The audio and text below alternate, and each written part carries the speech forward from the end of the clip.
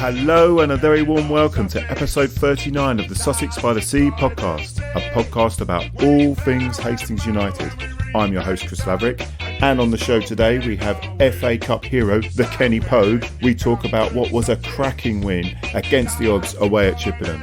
Also on the show we have Tony Rouse, who's a former chairman and now host of Whitstable Town's podcast, BELMONT BANTER. We face Whitstable on Tuesday and Tony talks about the latest goings on at his club and his podcast. Then we move on to our very own Motty RY SEGAL, who gives us his exclusive matchday takes as Hastings win away in the cup again as our women smash Islington to carry on our cup exploits. And finally, we have our fan roundtable, and it's a very happy one. Enjoy, Hastings fans. And now over to that legend. That is Kenny Pogue. Hey Kenny. Hello mate. Hello sir. Are you alright now? I've just pulled up to work, so... Oh, what? Yeah, I was worried you might have been pulled up by those Insulate Britain wallers, like you got stuck somewhere. Oh mate, I'd have run straight over there. They wouldn't have stopped me. Well, I kind of figured that. Well, look, Kenny, I mean, having King Kenny on the show again, FA Cup hotshot. I don't know what to... I'm struggling to know what to say to you, Kenny. I mean, we've got to start off with, you know, anyone that's seen the goal. I mean, you've got to have known that was in as you hit it, wouldn't you? Yeah, to be fair, it was one of the ones you sort of knew. Well, you knew it was getting close anyway. Yeah, it hit and it stayed hit. Basically, yeah, it wasn't a bad goal. Don't underdo yourself, mate. It weren't a bang. It was a cracker. It was one of my better ones for a while, yeah. Yeah. To be fair, though, it was... If we win in at half-time 1 or 2-0, I don't think there could have been any complaints because we had a couple of good chances in and around their box. So we didn't feel like we were struggling or anything at half-time, do you know what I mean? So yeah. When we come out, I always felt we'd score. I mean, not saying I thought I was going to score, but I just mean I felt as a team, we've got goals in us, do you know what I mean? So yeah. Without a doubt, I think we was always going to score. And yeah, the lads done tremendous to just hang on. Not so much hang on, but obviously when they went down to 10 men, you're always going to have a couple of little moments, and yeah. No, it was good. It was so pleasing for everyone as a club as a whole. It was just a great weekend, to be fair, mate. Oh no! Well, and also that stuff you've put out on that social, not you personally, Kenny, but like the club's put out on social media and all that of all the celebrations, and I mean it's just top stuff. We're talking about the individual performances, like you know, obviously like that fantastic save that Louis made beginning of the second half. I mean, he was unreal, wasn't he? Yeah. Like his kicking is just a joke. Like he's such a good. Yeah, you know, everything about him, he's just a worldie. I think a few people have said it. If he was a little bit taller, I think he'd definitely be playing league football. That's how good he is.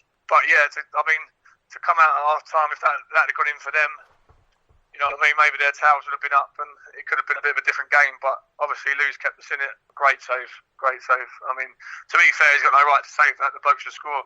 But he hasn't. And then, yeah, we've obviously tipped it on its head.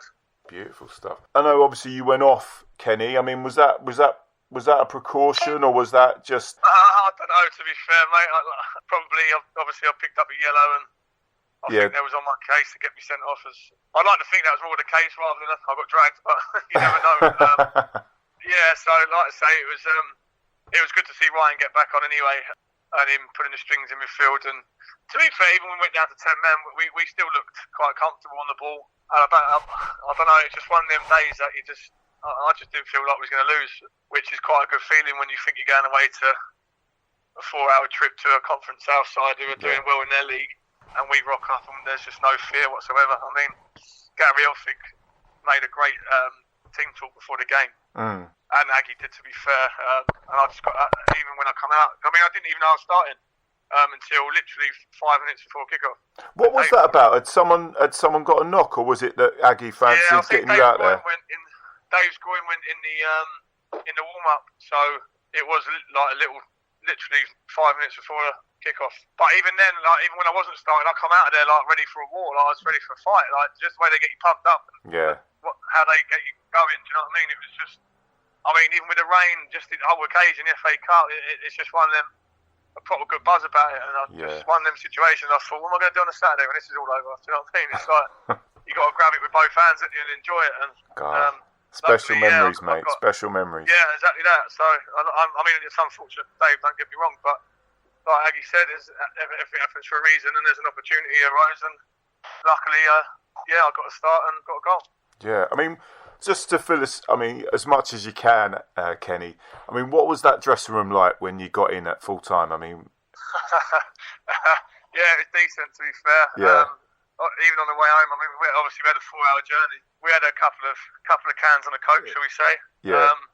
So yeah, like I say, it's not just that. It's actually the way everyone gets on. You know, it's kind of unheard of. It's just such a good dressing room to be around, and yeah, to be able to go out and perform the way we did. Because I mean, let's not forget, we didn't nick a 1-0 win. I felt like we were the better side. Like we played well. Chippenham coach said that on their video, didn't he? He said that our boys, as the new lads, you deserve to win. So. Oh, of course, yeah. I don't know if that's a case of just them being shit or us being so good, or do you know what I mean? A bit of both. But I don't see how anyone watching it can see that Chippenham were unlucky or anything like that. Cause I think on the balance of play and chances and so forth, I think we were the better side. But yeah, like I say, to be able to do it with these lads it's unreal. Even the younger lads, to be fair, they're all chip in with their little bit. TCs and that, they're all great lads. And yeah, just a great day out for everyone, really, mate. Staff included. I mean, like I say, Aggie, Brownie, Pete, fucking all of them. All of them are just. Everyone's just top notch. It's just a great, it's a great time and great period to be around the club. Yeah, isn't it? Bloody hell. I mean, are you hoping for in the next round? Anyone?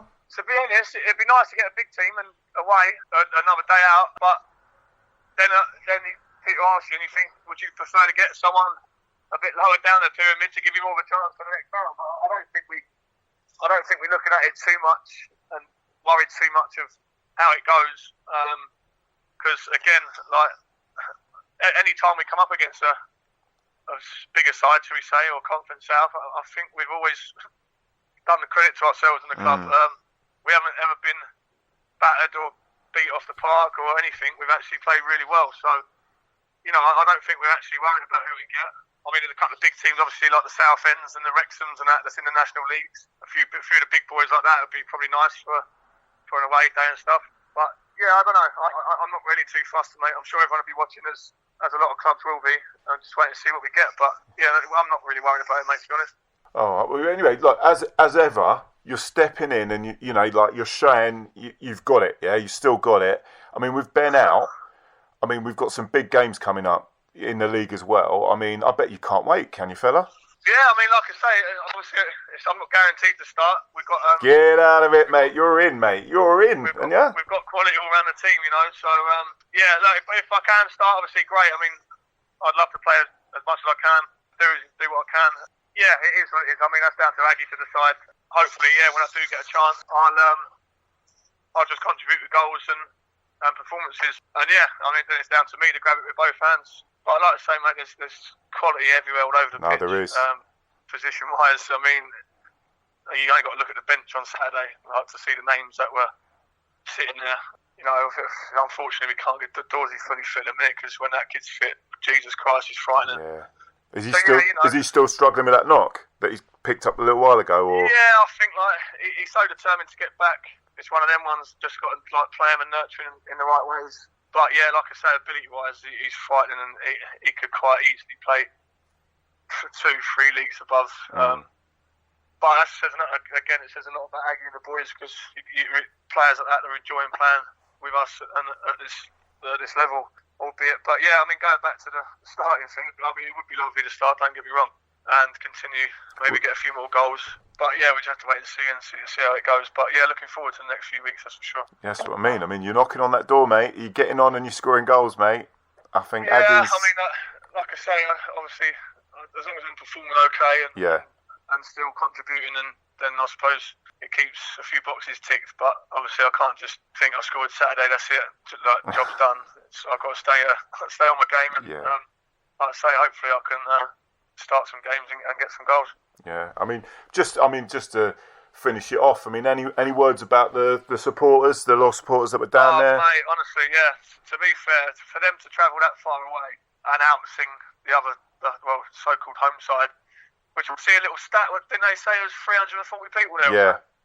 Fucking hell, was that just Hastings mob? Yeah, that's unbelievable, mate. You'd think. I couldn't quite understand how they see that, but yeah, to be honest, I mean, Hastings has always been known for its support. It's always been brilliant, but I think the last sort of couple of seasons, it just seems to be creeping up more and more and more. And like you say, for them to travel and that far away just to come support us, it don't go unnoticed, you know, and the lads appreciate it a lot. As the staff, and it does, believe it or not, it gives you that extra bit. I heard Aggie say something the other day, like they literally suck the ball in the net, and it is quite like that. They like when you've got them cheering and roaring behind the goal, you want to do it for them as much of them as you do your own team. But yeah, just a massive thanks for all the lads, really. Like, it don't go unnoticed. There's a lot of away support all the time, so it's just from me and the lads. So I'd really like to say thanks for that. Yeah. Well, I mean, just one last thing. I've got to ask: is this our year? Oh, it's got to be, isn't it? I mean, it's unfortunate because a few of us are getting older. There's no denying that.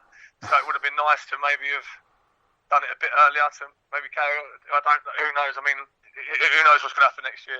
So I think for a lot of us, this year is a must, and I think everyone's on board. And I think also the frightening thing is as well, we haven't really got to where we want to be, if that makes sense. We're still in the process and still getting to where we want to be. We're not a million miles from it, don't get me wrong, but I think there's a lot more to come from us, and sooner or later someone's going to get a fucking hiding. And I think that's going to just kick-start it all, and I think we'll be hard to beat. Yeah, like with the plan and the process we've got and the quality that we've got on the pitch, it's down to us really. If we perform how we should and how we've been set out to, then I think we should be right, mate, Yeah. Well, King Kenny, in Aggie we trust, mate. Oh, 100%, yeah. As ever, Kenny, an absolute pleasure talking to you, mate. And yeah, no worries, mate. No worries. See you Saturday. Yeah, 100%, mate. You take care, Yeah, you take care, Kenny. And now over to Belmont Banter's host, Tony Rouse. Okay, well, it gives me great pleasure to talk to Tony. It is Rouse or Rouse? Rouse, you're correct. Like house, but Rouse. Rouse. As in with fixed bayonets? Rouse? No, definitely not fixed bayonets, no. Tony is the host of Belmont Banter. Correct. And what I wouldn't mind asking you first off, before we start talking about the lovely Whitstable town, like how did the podcast come about and your love for Whitstable? Well, my love for Whitstable first, it goes back quite a long way, probably about 25 years. I should think about then. I'd had connections with the club many, many years before, but when I met my wife now, when I met my wife, we moved to Spain for a year or so. And when I came back, I realised how much we'd been missing it. I ended up moving to a house that was only about a mile and a half away. And one Saturday afternoon, I was cutting the grass and a big roar went up because they'd had a cup game or something. And my missus said to me, "You're missing that, aren't you?" She said, "You should get down the ground." So I did, got back in. Sounds a good wife. Sounds a good wife to me. Well, to be honest, she doesn't like football. She loves gardening, but she's not mad on football. So I went down the ground and met one or two old faces down there. And after a couple of years, I ended up joining the committee, then became press officer. And then I had nearly 3 years as chairman, which was pretty fantastic. Oh, wow. So okay. Didn't know that. It was really good. And I was very, very lucky because I had Mark Seaver as my manager. It was actually at the time he was captain of the team. And I saw a light there, which was a little bit more than a captain, and made him manager. And he stayed as player manager for about, 3 or 4 months, and then realised it was a big job and stepped down stopped playing and went on as captain, and we won the Ryman League, and it was the first time in the club's history that we got that far. So I'm very proud of that. There's a lot of people involved. The previous chairman, Joe Brown, had supported me fantastically, as did all the committee. They were really, really great. And yeah, it was a great time. Really was good. Yeah. And then as far as Belmont Banter is concerned, that brings us a bit more up to date. Yeah. I'm not involved on a day-to-day level with the football club anymore, although I do the PA announcing down there. So I'm still involved, know everyone down the club and still enjoying it. And during lockdown, I had a couple of phone calls, and more than a couple of phone calls, to be honest. A lot of them down there call me Rousey. Obviously, you know what it's like in football. They get hold of a surname and turn it into a nickname, don't they? Yes. So it was a case of, Rousey, what's going on at the football club? We're missing it. Because, excuse me, just a minute. That's right. Because we're in lockdown and everybody was moaning about not knowing what was going on. So I spoke to the chairman. People moaning. Yeah. Football supporters moaning. You've got it. And I spoke to the chairman, Steve Clayton, and said to Steve, I've got this idea. I fancy doing a little bit of a podcast about the players and, a YouTube video about the players and what's going on at the club. First one I interviewed was the manager, Lloyd Blackman, and spoke to Lloyd. And then Lloyd said, we'll do some of the players. So I did some of the players, and I did some supporters. And that sort of run its course. But lockdown continued. And I thought, well, the trouble with doing a YouTube video is there's a lot of editing. Yeah. Because every time you get a cough or something, sometimes it's great. It looks really good because the two speakers don't overtalk each other and it really flows. Other times there's a lot of work involved, and my son was doing all that. So rather than put the onus on him, I thought I'll have a go at a podcast. And as you know yourself, it's easier to edit just the audio. So that's why I got into the podcast. And we've done, I think this week is going to be 82. So we've done 82. I was going to say, you're up to 82 now, I think. Yeah, it's really good, really gone well. And the premise of it is anybody that's played football in Kent or surrounding, that's even had a passing interest in football, in Whitstable, it doesn't matter, because it's a bit like Hastings. Now, I was talking to our new incumbent manager a couple of weeks ago, and I threw the example of him, what happens on a Saturday when you're a manager? And I said, let me give you the example of one that's going to be a bit of a way to travel to. Take Hastings as an example. And he said to me, "Go, you pick one there, Tone." He said, right, okay, my day on a Saturday would normally start about 10:30, 11 o'clock. I'd get down to the ground because at the time he was involved with Thamesmead and VCD, and he was talking retrospectively. And he said, I would get down there and I would sort out all the balls and the shirts and everything else. He said, because I used to do all that as well. It wasn't just the manager. And he said, then I'd load my car up, then I'd get my assistant come round and we'll all go off to go. He said, I'd probably leave where I lived probably about 11:30, 11:15, 11:30. Because you know yourself, getting down to you and then conversely you getting down to us can be a bit of a trial sometimes. A little bit of a mission, yeah. A little bit of a mission, I like that. You're on a mission to a football match. Yeah. Great one.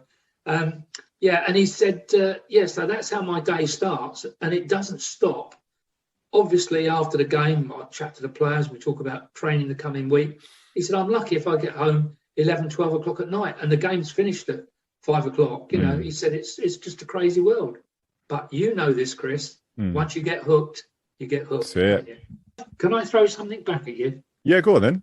How long have you been involved in Hastings? Well, obviously, I'm only a fan. Oh, right, that's all I am. Just a Wally with a hat on. A Wally with a hat on. I used to West London. I used to live in West London. Moved up to Hastings about 2003. Yeah.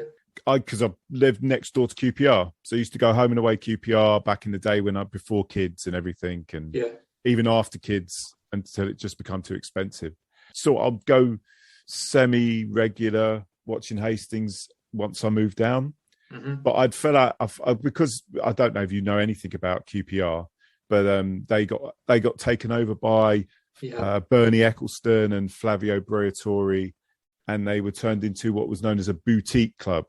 Yeah, that's what they referred to them as. Yeah, and I just lost my love for football because it's all about marketing. It was all about money and the closeness with the players and the actual feel of this being part of the community just completely had gone at QPR. And so I'd lost love with football. So I'd occasionally go up to Hastings, maybe I'd say 3 or 4 times a season for ages. I just didn't love it anymore. And then Chris, our current manager, Chris Agata, come in and literally just turned it all around. I mean, it wasn't just about winning. Okay. It wasn't that, because, when I went before, and sometimes Hastings were winning, sometimes Hastings were losing, even that great cup run we had, they weren't inspired to go, but the football we started playing under Chris Agata just doesn't mean we won. I mean, we weren't winning games to begin with, but it was such a turnaround, and it just made me love football again. And and particularly, I may cut a bit of this out, but particularly, over the old Brexit and everything like that. Yes. Yeah. A very divisive thing. And it was really great to go to something where there was a complete mix of people. And not everyone was calling each other a fascist and a this and a this. Yeah. And it was just, it was such a wonderful environment to be in, and the football was good. Yeah. So that got me back in. As for the podcast, very similar to you, I started this September last year just to keep in contact with the fans. Like, we've got a lot of older fans that I've had on the podcast, and it was also that sense of history. There's so much history that is just not, everyone relies on the bloody internet. There's so much verbal history that's out there. I agree. It's not up to how many you've done, because I did take a break because we had another kid. My wife, I proposed to her at Whitstable. Oh, wow. I did, yeah. What a lovely area, Whitstable. Quite funny. It was around sort of 10, 11 at night. We'd had a lovely meal. I was trying to set the whole thing up to present. When should I get down on one knee? So I thought, you know what? I've got this diamond ring. I'll go down to the beach, and the reflection of the moon, she'll see it and all that. And anyway, basically it was pitch black. She couldn't see what I was doing. She's like, "What are you doing?" Yeah, and I'm like, "Oh, bloody hell!" Because you couldn't even see it. Couldn't even see the ring. If I'd have dropped it, I wouldn't have known where it was. I thought you were building up to that because it's a pebble beach and you've never found it. Yeah, no. Luckily enough, I didn't drop it, and luckily she said yes. And it's good fun. I mean, I'm looking forward to, I know my wife's going to come with me, but I'm really looking forward to going to the away game. Obviously, you're coming to Whitstable. Yeah, no, that'd be good. Well, you'll find me because I'm the man on the mic. So you just sort me out. Yeah, you'll find me when you come down. Now then, this game we're coming to you is on Tuesday, isn't it? Tuesday night? It certainly is, yeah. Now, you know about our new manager's just arrived, don't you? Yeah, well, I was going to ask you about that because obviously let's lead on to that. Yeah. So Lloyd Blackman moved on, and he'd been at your lads. Please correct me if I'm wrong. Was it about 3 or 4 seasons he's been at your? Just 3 seasons, but it's been truncated because of COVID, so it's very difficult for him. Very awkward. But let's just say a word about Lloyd before we move on to the new manager. What a lovely guy. I tell you what, nobody at the football club's got a bad word to say about him. And you read these things and they say, oh, he was not pushed, there was no pressure from the board or all that. That is absolutely true. We've played 5 games, we've got 1 point, but there was no pressure on him. A lot of the games we've lost by the odd goal, or we've played very, very well and hit the post, hit the crossbar, and you're smiling because you've seen those sort of games yourself. Yeah. Just not going your way. No, that's right. And it all just got a bit too much for him. So he's decided to step away from football completely. So he's gone away. And I'm very pleased to say that it's an old mate of mine. I say a mate of mine in the sparring sense because... We used to beat him up. No. You used to beat him boxing? That's the first. In the football sense. He was manager of Thamesmead for 11 years. And VCD. Yeah, VCD. I do remember him at VCD. Yeah, VCD for 5 years. So he's a very loyal man. And he took Thamesmead from the lower reaches of the Kent League to the Isthmian Premier League. So he knows his football. And we've come up against him. Tell you the sort of thing he does. Yeah. We went to Thamesmead when we won the Kent League. We won the Kent League to get promotion. And we hadn't actually won it that day. But we couldn't get beaten, and he formed a guard of honour for us to take to the pitch.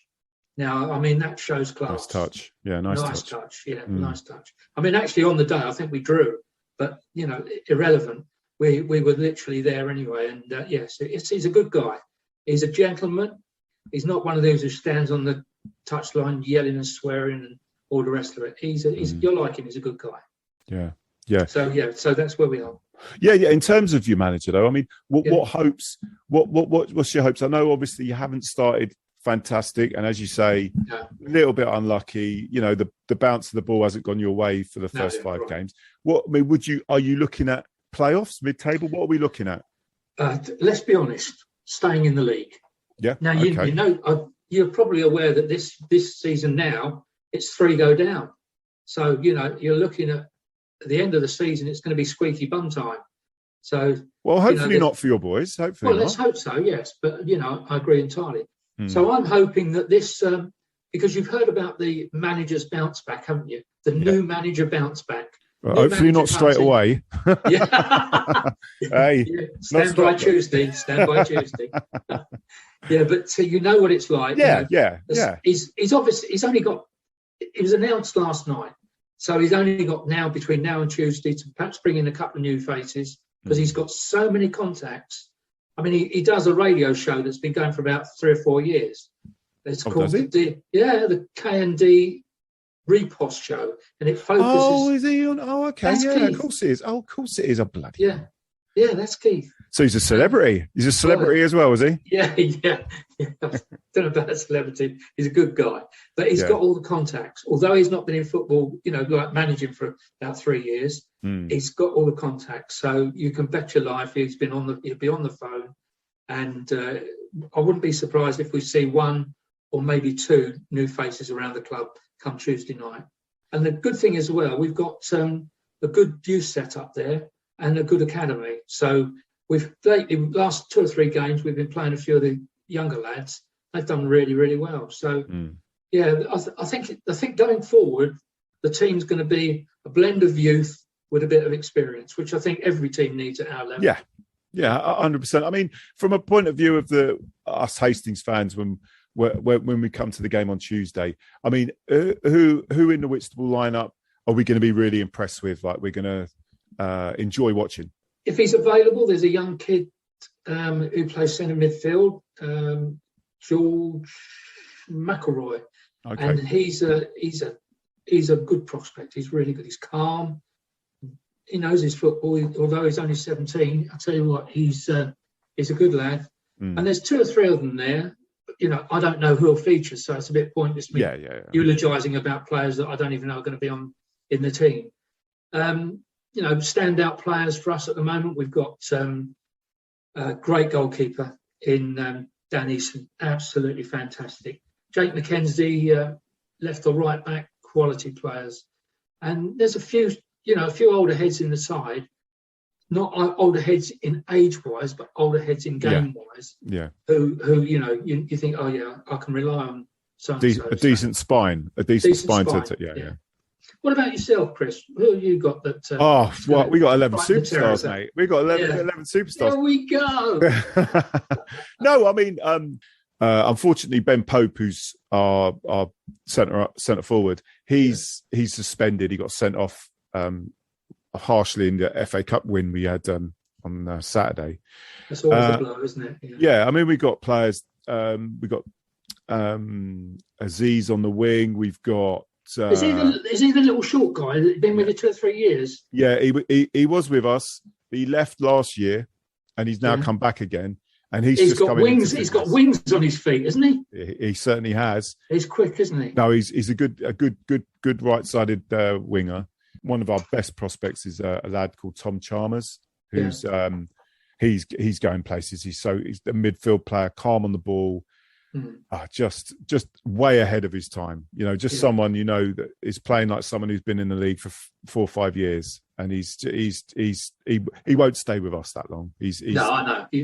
Unless we start going up, which I bloody hope we do, and I'm sure we do actually. But he's one going places. We've got Ryan Worrell, who's the gentleman just to the left of my head. That fella there. Oh, yeah. Very lovely crafty. It reminds me a little bit like Ray Wilkins. All right. Like just pinging passes and all that. I see he's got the 3 on his back. Is that where he plays? He's been out. He's back in again. I'm not sure. I think he will have to take the number 3 back, but I don't know what number it'll be. And he's cut his hair, which I've told him off about. Lovely locks there. Well, it looks like he could do with an Alice band, to be honest. yeah, we've got obviously Kenny Pogue. Kenny Pogue scored for us in the cup on Saturday. Great little goal. He's your old school centre forward that's going to be all over your centre halves. Yeah. I don't want to give too many away. You know what I mean? I know. No. Honestly, it should be a good game. Who's on the bench? Is the tea lady on the bench? Oh no. No. You're always going to keep your powder dry and keep someone back that you're not going to mention. I mean, I must admit, the atmosphere down at Hastings. What's the name of your ground? Has it got a name? Pilot Field.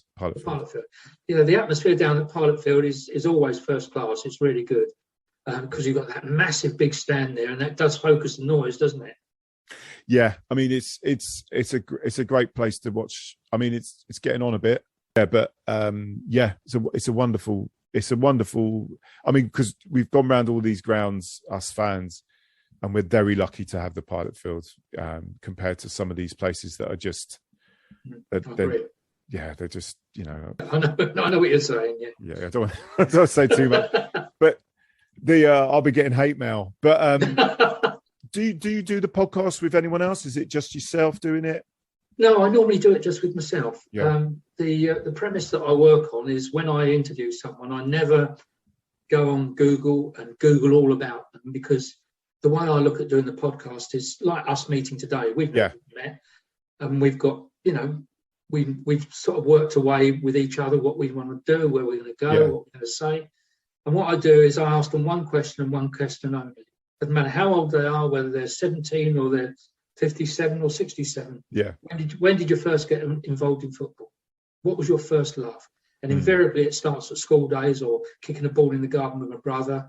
And then, well, from there, did you play for the school team? Oh yeah, I played for the school team, and then I went this, and then I did that, and then I did that. And it's just a journey. And that's what I always tell people. It's your football journey. And the best thing about it is the feedback I get from different people. And it will be something like this. You'll get a guy who's probably in his 40s, mid-40s, maybe even 55 even. And all of a sudden, their family find out about what he did when he was 20, because they don't talk about it now. You know, if you now, you've married into a family, you know, your wife's, now you don't know. Second wife now. All right, second wife. 5 kids. Good no. God. Grey hair under there, grey hair. You're only about 12, and you second wife and 5 kids. Nearly 47, mate. Oh, well, good for you. We've get to the stage where in the journey, when we're talking about things, and they turn around and say to me, Tony, thanks for doing that. I was a bit dubious about doing it, but I'm so pleased I did, because my sister-in-law didn't know that I played football, and didn't know that I went there, and didn't know that I did this, and she certainly didn't know that I was in the FA Cup and I did this and I scored these goals and all the rest of it. So it's an eye-opener, because once you start talking, it's a bit like us talking now. Your memory comes back. You start talking about different things, don't you? Well, it's getting the juices flowing, isn't it? Once you've got that initial juices flowing, and then you can really kind of go back and forth and get something out of the interview. I mean, you know, there has been some times where I've done it and it's just like the person just doesn't want to talk, and you think, well, why the bloody hell did you agree to come on? But you can't help other people, can you? No, I mean, you can't. No, but definitely not. Well, I'd love to talk to you before we play you in the obviously concurring fixture. Obviously, that's right. Yeah. They're brilliant. Yeah, what do they call it? Not the opposite, when it's anyway, when you come to us. Yeah, when we that's fine. Okay, well then we'll have a reference point of the game on Tuesday night to mull over, won't we? Yeah. So one of us will be happier than the other, no doubt.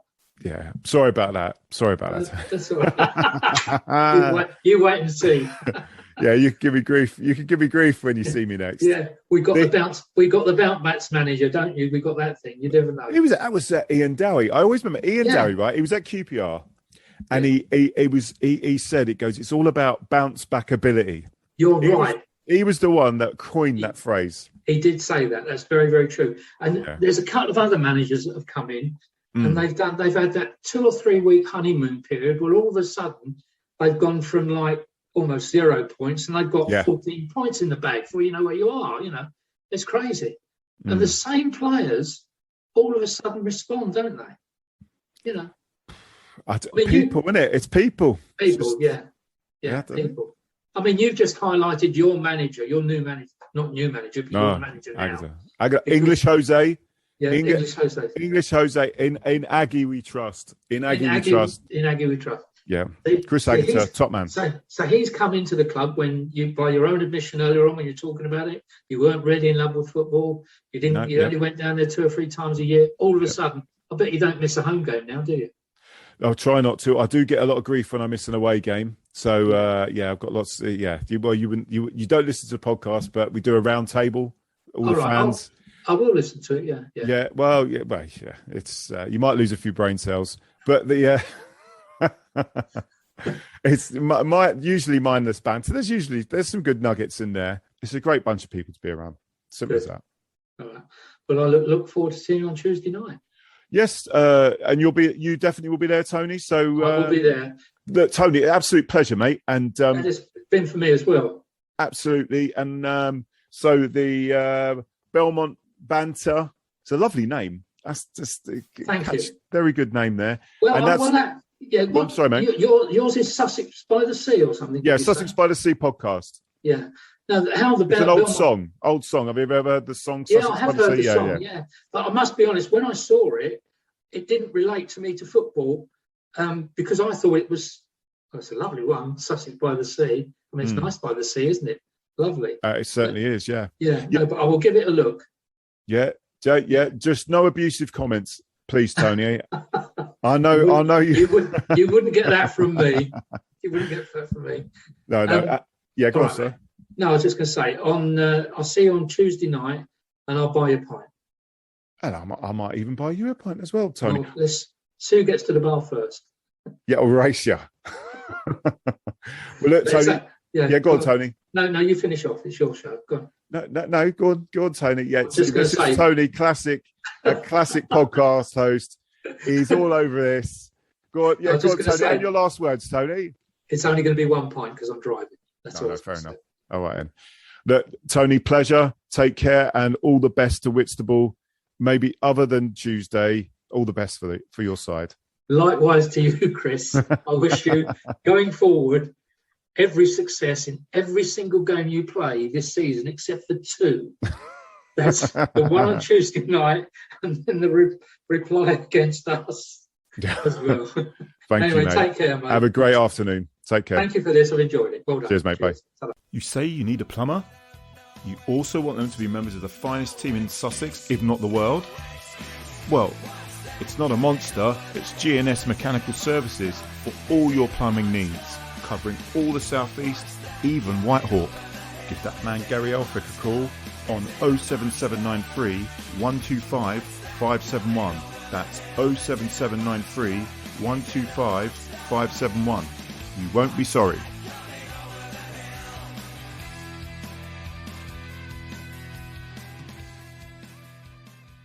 And now over to Hastings Motty RY SEGAL. In the ever-changing conditions of Surrey, Hastings United women moved to 1 game away from the first round proper of the Vitality Women's FA Cup with a 2-1 victory away at Islington Borough. Having fallen on my backside retrieving a stray ball during the warm-up, I knew the players were going to have it difficult with those conditions. But they made a very good start and just 9 minutes in took the lead. Molly Hill with a strike that has since been retweeted and praised by the official FA Cup account. Picking the ball up from distance, she saw the goalkeeper up her line, and the rest, as they say, is history. A lovely strike that put the U's 1 up. Islington, however, were in no mood to back down. They responded well, and after having a few chances, eventually got an equaliser. Just 4 minutes after the goal, an effort was saved by Blair Hamilton, but the rebound was just tucked in with a lack of U's cover there to defend it. And suddenly the game changed. In what seemed to be a game that could be going the U's way, it almost seemed to be going Islington's way. And that imbalance of power meant that the scores just stayed level. Both sides had chances, but chances that went begging. It all got feisty just before half-time, however, when Nicole Bater was shoved to the ground, but the referee saw nothing wrong with it, and Georgia Tibble then came in for the ball. Tibble came in late, however, and took out the opponent. Cue lots of effing and jeffing and people being pulled back.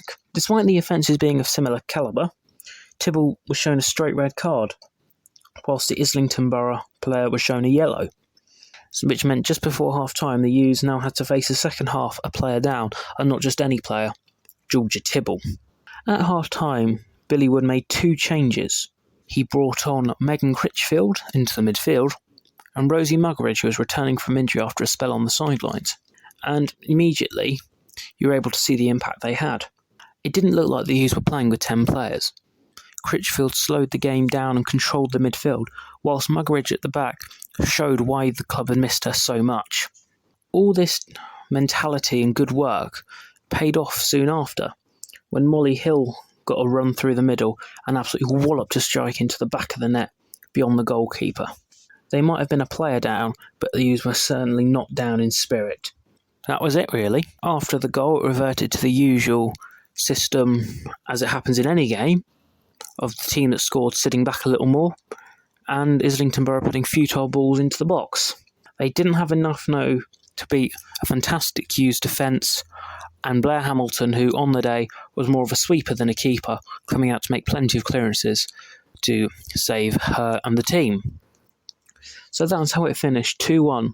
The U's have been drawn away, as every Hastings team seems to be drawn in these competitions, to Bromley Women in the next round. The winner, of course, gets a spot in the first round proper, which would be an incredible achievement for a side that hasn't even existed for 2 years. And now over to the infamous fan round table, and it's certainly a happy one this week. Thanks to Adam, Daryl, Liz and Robbie for making it happen. Sorry about this, guys. I don't know why this is all going on today. Could we blame Russia? Yeah, why not? Right, Mr. Smith. Hello, can you hear me? I can hear you. Thank fuck for that. What was going on there then? It said the host has only, like, you have to unmute me rather than me unmute myself. I couldn't start video. I couldn't unmute. I'm just listening. I don't know. I'm just listening to you chat politics bollocks. And I can't even argue back. That's got to stay in. That has. Yeah. Mr. Smith, it's not bollocks. It's common sense. No. The only common sense. Podcast of politics. The only common sense is 3 o'clock on a Saturday. Damn right. If he bothers to turn up. Let's start again. No, go on then. Right, go on. Get it all out your systems.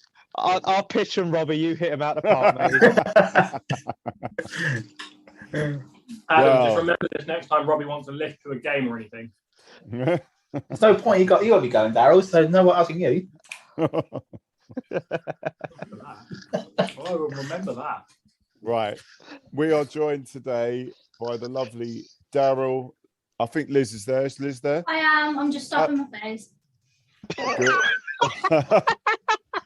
Well, we won't ask on what. The lovely Robbie and, of course, Mr. Smith. Good evening. Good evening. Good evening. All right. Well, this is a very happy occasion. Let's start first on that absolute magnificent FA Cup win at Chippenham. Yeah, go on, Robbo. I mean, how can I start? It's possibly the perfect away day. I left George's, obviously, around 7:15 in the morning. Obviously, long journey up. Absolutely worth it. Because the horrendous weather, it's downpour. I nearly drowned. It was that wet. But when the game started, what a game. Started off actually badly. Dave Martin and Lloyd Dawes both injured in the warm-up. We think, oh, great. This can be a bad start. They're gonna run riot. Did they? Not at all. From minute one, we fucking dominated. Every single man was doing their job. If the ball came in the air, Stone Elphick got rid. If they got past, Rogers cleaned up. Goldsmith, Black, dominant from the wings, bombing forward when they needed to. Dicko, Adams had them in the middle of the park, passing, linking up, interception, fantastic. Chalmers, Kenny, havoc down the wing, into Popey, hold up play, causing havoc as well. It was just brilliant. Dominant. And I think we did not look like we were 2 leagues below. We were their level. And it was brilliant. I think the first half was, the weather didn't help, very slippery, but we get control, we created chances. They could not handle the long throw. They could not handle the dick. Because it was coming in harder and harder and further and further. So deep. Well, there doesn't even need to be an outtakes anymore, does there? Really, that was beautiful, Robbie. So, but just, have you got any more to add, Robbie? Or I want to throw this out to other people. Yeah, but so that was pretty much the first half, and so obviously we'll definitely discuss it more. Then obviously second half is pretty much the same. With I think one of the best goals I've seen live in terms of importance and class. What a fucking moment! I mean, I'm sure we've all seen the video by now. What a rifle from Kenny Pogue, top corner. Absolutely. What a rifle! And I think the description of the rest of the game is pretty much the same in the first half. But how we saw the game out as well, fantastic. Red card down to 10 men, could be concerned. We saw it out beautifully. I think, I'm sure Ads remember this bit. Dicko took 2 of them to the corner and then won the corner from him. What a play. Oh, brilliant. Oh, sensational. I'll let Ads to his view on it now. Yeah. I don't think I can add anything to that. That was beautifully described. Just... I mean, I don't think the video does it justice how much it was raining in that first half and how much the players just coped with it. And we just took absolute class. Daryl, Kevin drowned. Oh, that's true. What did Kev have a buoyancy aids on? Yeah, we needed some because he was in the lowest level and standing area. And we were generally concerned, Kev, you're right down there. It's just a bit deep. Was he left there? Because I haven't heard from him since. He almost got moved on by some stewards, but then I think they realised he was in a wheelchair and left him alone. I remember that, yeah, because they came over the whole steward's importance. They went, "Oh, fucking wheelchair, bad image, move on." Was Kev throwing abuse as normal then? Oh yeah, you know what Kev's like. I know, foul, potty mouth. He's not well behaved like me. Well, let's talk about some of the big points. I mean, the Louis Rogers saves. Let's go to that first because I was talking about that with Kenny today. What I mean, how important were they? And well, they're obviously important, but how dominant was he? Yeah. Well, there was absolute quality. I mean, there was one in the first half that looked like it was heading top corner from theirs, saved it full stretch, pushed it out for a throw-in. You know, that's how good a save it was. Not just getting it out of danger, getting it off the pitch. And then, couple in the second half. Player, 8 yards out, something like that. Louis just there on top of him as soon as he touches it. It's so good knowing they've gotten that behind him. And as I said before, like Elphick and Stone look brilliant back. But even a slight chance they could get behind him, they've still got to beat Rogers. And he did not let his defence down. He was out quick. He was both being a shot stopper and a Neuer sweeper keeper role. He was coming out, doing quick, blocking them, stopping them. Fantastic. And it's such a relief knowing, we give them a chance. Not definitely going to score it. So they've got to create multiple chances. And we didn't let them do that. And having Rogers, I think, what a player, what a goalkeeper. And I think hopefully he's our goalkeeper for many years to come. Yeah. And even with his ball at his feet, you can see Elphick Stone pass the ball back to him. Full confidence. He's going to control it, spread the play. Just the perfect modern day keeper. Yeah. Agrees. He's too good for our level, to be honest. Well, we're too good for our level, Rob. Yeah, I was going to say that. Yeah, we're too good for our level. What? And also, I mean, I know you've mentioned the goal, Robbie. I mean, Smithy. I mean, is there anything you want to say about? I mean, I obviously only watched it on the highlights, but it just looked like one of those ones that as soon as he's hit it, it's in. He knows it's in. It was one of them, and I think Bob described it beautifully in his match report. He was running the other way to get the ball and just in one movement turns and hits it. And you could just see when he hit it, that was going in. But it took ages to go. Is it just me? It would take about 5 years from his foot to the top corner. I was like, it's going in. Slow-mo. Oh, yeah, slow-mo. Have you seen the Twitter drama surrounding it? What, the goal? Yeah. Go on. So on Twitter, some of the Chippenham fans are saying that the goal was offside.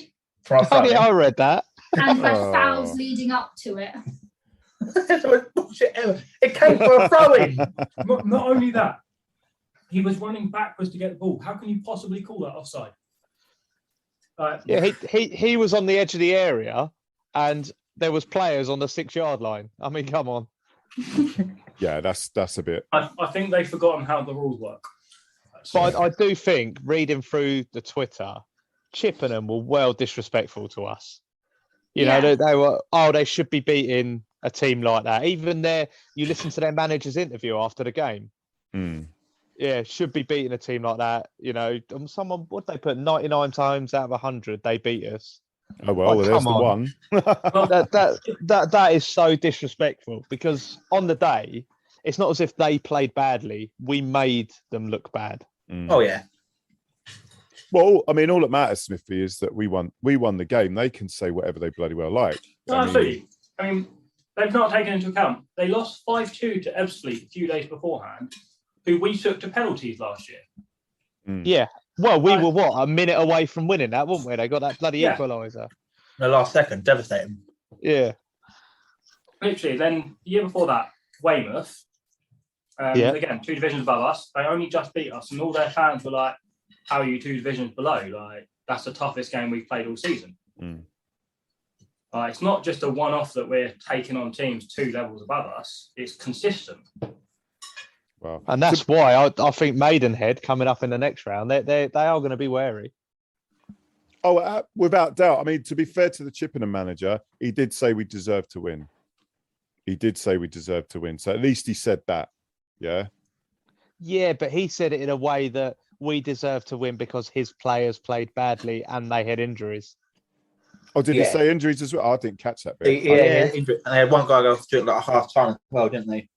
Broke his hand or something. Again, while we poor Ollie Black broke his dick at the end. Oh yeah, injured celebrating. He went so stiff, he just couldn't get rid of it. It was so funny. Sammy Adams tried and gave up. Kenny tried and gave up. I can't believe what's being said here. He had cramp. That's what I said. Okay. Just to confirm that, yeah. Right, we're talking about incidents in the game. The Ben Pope sending off. Harsh. It did look a little harsh to me, but there wasn't too much complaining. I mean, you guys, what do you think? You were there. I got the feeling that just before it, Sammy went down. He sort of slipped but hurt himself.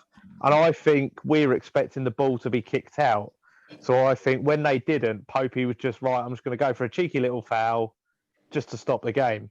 Yeah. And I think he probably caught him more than he meant to, but I think that's a yellow card. Oh, well, right. I think the rain made it look worse, didn't it? Because he sort of slipped afterwards and went up a bit higher. Yeah, I mean, Kenny's one was worse. Oh, yeah. I mean, from what I saw in the match things, I thought, he's lucky to still be on the pitch. But he was lucky with the first one and lucky with the one on the edge of the box. Edge of the box, I don't think he was too... if you've not been booked, you're not getting booked for that, the edge of the box one. I think what made him lucky was the fact he had a borderline yellow red card beforehand. That made it a bit more lucky. But I love the classic Aggie. You got sent off. I'm going to lug you off before you get sent off. But I'd say also, on a side note, it's great to see Worrell come in for him, by the way. Great to see him back. Yeah. I mean, that's good. I didn't see any on the highlights. I didn't see anything Worrell on. But when I was interviewing Kenny today, he did say that everyone was really glad he was back. And also, he really started pinging a few passes about. Was that the case, chaps? And he did. By the way. Oh, yeah. He did. He won't get much credit because he came on late when we were just controlling the game. It's not glamorous to watch from highlights, but it was actually beautiful to watch because he carried on for what midfield been doing all day. Literally just controlling the ball, pass. Can you remember many misplaces pass for us in that game? I could barely remember any. No, I think the only sort of misplaced was when we were trying the little chip balls forward and stuff like that, and the ground it skipped off the grass. But other than that, I think no, it was perfectly played. When that final whistle blew, what were you all up to? Did you know what you were doing with yourselves or what? There was plenty of jumping around with naked men. There's a theme. There's a theme today here. So yeah, naked men. Carry on. Oh, naked men. Is that my cue? Yeah. Step forward, naked man. Yeah. It was just absolutely just limbs. Limbs is a great word for it. Over celebration. There was about 4 rounds of appreciation between the fans and players. Some more celebration, some more appreciation, some more celebration, some singing, some more appreciation, some more. It was just like one of those. None of us wanted to stop. I don't know how long we're out there celebrating, but by the time we stopped, all the other players and ref had left the pitch a long time ago. Yeah, all their fans are gone. There was just us, though, wasn't there? Going mental with the players still. They loved it. Great. It's also the play. Yeah. Talking of fans, I mean that attendance. I mean, from a home team perspective, that's a bit of a disgrace that how few turned up for the home side. And obviously, I mean, how many did we take down there? We had a good 100. Yeah. I mean, it's an FA Cup game. Unbelievable. I mean, I was chatting to their chairman before the game. Oh, right. Yeah. And they do really struggle to get fans to go and watch them. I think in their town itself, they've only got about 5,000 people. So it's actually quite a small place. Oh, okay. So they normally expect about 500-600. So for supposedly 340 at an FA Cup game, yeah, I think it's really poor. I guess some of their fans saw the weather, saw it was against a team 2 leagues below. We'll watch them in a couple of weeks' time in the next round. Oh dear! No, you bloody won't. You can travel to Maidenhead and watch Hastings. Damn right. Oh, brilliant! I mean, it's a shame I couldn't make it. But it you weren't there, Chris? Marvelous. No, I wasn't there. You've already we didn't see it many times. I mean, the scenes look fantastic. So we had a few VIPs behind the goal of us. Billy was there, Pat was there, Peter Sherlock was behind the goal getting involved. Excellent. I mean, love, from us humble fans to people at the top of the club, all together as one. And it was a proper all-together celebration. They were getting right by the celebration, everything. It was a proper moment. Brilliant stuff. I mean, magic of the FA Cup. It certainly is. Going from that, we got the. Did anyone go to the women's game against Islington? Unfortunately, I was travelling back, so we went back on a Sunday. Yep, we haven't got anyone here who went to that game, do we? Sadly, I was in no fit state to go to that. That as well. Yeah. So, no disrespect to the women's team. It's a great result. And the goals we've seen the goals on Twitter. There's some cracking little efforts. Oh, there's a couple of rockets from Molly. Very excellent. They did it with 10 players as well, didn't they? So we went down to 10. And it was the theme of the weekend, wasn't it? It was, yeah. I'll have to try and get Molly on the podcast one day. A rocket and a red card. Yeah. Yeah, no, it looked good. And I was following the Twitter that Rye was doing. And, we did seem like we controlled it. Other than them getting back into the game, I think pretty much straight away after our first goal. Yeah. I think reading all the reports, it was pretty controlled. I just saw one image from Twitter, which was it looked like Rye with a big brown stain down one side of his body. Is anyone fill me in on that? I'm hoping he slipped over whilst kicking a ball, or he got really scared when they scored a goal. Do we want to talk about Ashford? We got Ashford coming up on Saturday. Unless they pull out again. Hey, Darren Burney has offered to send them some jerry cans of fuel, so I think that should be on. Yeah, that should be a tasty game. That. Yeah, we'll welcome them with open arms, and then we'll remind them when they didn't come. Yeah. My one concern is, after playing so against a bigger opposition, can we maintain that level against a lower opposition, or will we switch off? We're definitely going to beat them. I think it'll be a good test of the mental character of this team. I reckon they're going to be so hungry for it, because obviously they want to keep winning. They love winning. And they're have it in their mind that we should have played them a couple of weeks ago. No, they want to slaughter them. Yeah. Well, when I talked to Kenny today, I reassure you lot they're up for it. Yes. Yeah. So good. And yeah, Kenny was bloody. Yeah, it's Kenny, isn't it? I mean, Kenny's Kenny. He's just. Yeah, exactly. Well, our last FA Cup run, but back in the third round, obviously, I wasn't an avid follower of them, so only the casual observer. But we weren't up rough as a league as we were for the FA Cup that season. So we got relegated because of it. Yeah. So yeah, I think that's a little past paranoia, but I said this team's a different nature. As I said before, the character's fantastic. Well, we don't play league games anymore, do we? We just play every week. It is bizarre going back to that, though, because I remember going to that game, the game after the great victory against Harrogate, yeah, and it just being a completely different atmosphere. And I cannot imagine that now. I cannot imagine right where we are now. I mean, this is such a fantastic place to be in. I mean, we need to keep savouring this because it won't always be this way. But you know, and you know, it's just what a time to be a fan. What a time to be a fan. What a time to be there and enjoying it. Yeah. Some of us, yeah. You needed to get out here. Fucking bastard. That was actually unintentional. That was actually unintentional. Yeah, lies. No, it wasn't. That you are fake news, in the words of Donald Trump, Robbie. Right. Donald Trump of Hastings United. Exactly. He might take over. Listen, guys, anything else you want to, any memories you want to say from the game? Otherwise, we'll leave it there and leave it for this week for the round table. Just what a day. It's one of those classic days. I know we'll wind you up a little bit, but generally in a couple of years' time, we'll be like discussing, do you remember chipping away sort of thing? It was that sort of day. Yeah, and you make me cry. Yeah, it remind me and just say, yeah, you weren't there. Yeah, go on. But when we won the FA Cup, I'm going to get a tattoo down my arm, all the fixtures. Yeah. Look at my arm. We get this one. We get this one. And the funny thing was, it was raining that hard in the first half. We were all absolutely drenched through. I was trying to tweet what was going on, and the rain was actually typing the words on my phone. Every time I was trying to type, it was pushing buttons and all sorts. I couldn't do it. And I'm like, I've got to tweet to these people that can't make it. Yeah. But then, you know, hour later, all forgotten. Yeah. It could have been monsoons and we wouldn't have cared. Yeah. Oh, God, no. Well, and on that note, Liz, Daryl, Robbie, Adam, thanks very much for coming on. And you went a little bit easy. Christopher. You went easy. Thank you for having us. I was expecting a lot more worse than this, but I shall see you all on Saturday.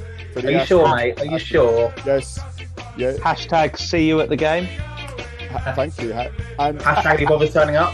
Hashtag in Aggie we trust. We can all agree on that, can't we? We can. Yeah. All right, guys. You take care. Yeah. Sure. You too, Chris. Nice one. That's it for another week, Use fans, and it's been a good one. As I say every week, if you want to come on the weekly roundtables, have any feedback, good or bad, the email is hufcpod@gmail.com, or the Twitter, which is @HUFC podcast. We've got a YouTube channel with loads of content. Please check it out, give it a like or a comment, and definitely please subscribe. All that's left me to say is, I've been your host, Chris Laverick. Hope you have a good week, and see you at the game. In Aggie we trust.